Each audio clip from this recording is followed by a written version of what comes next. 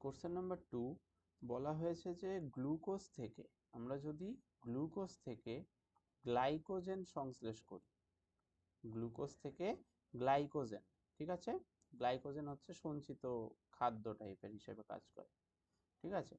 তো সেইটা জেনারেলি যকৃৎ এবং পেশিকোষে সংশ্লেষিত হয়, এবং সেই যে ব্যাপারটা গ্লুকোজ থেকে গ্লাইকোজেন সংশ্লেষ, তাহলে গ্লাইকোজেন সংশ্লেষ সেখান থেকে এলো গ্লাইকোজেন, আর সংশ্লেষ মানে হচ্ছে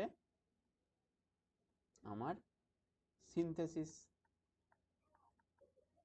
ঠিক। তাহলে গ্লাইকোজেনেসিস, ঠিক আছে, গ্লাইকোজেন থেকে গ্লাইকোজেন এইটুকু লিখলাম, তারপর সিনথেসিসের এসিস, তো গ্লাইকোজেনেসিস, ঠিক আছে। তাহলে আমার এই যে প্রসেসটা, এই প্রসেসটাকে বলা হয় গ্লাইকোজেনেসিস,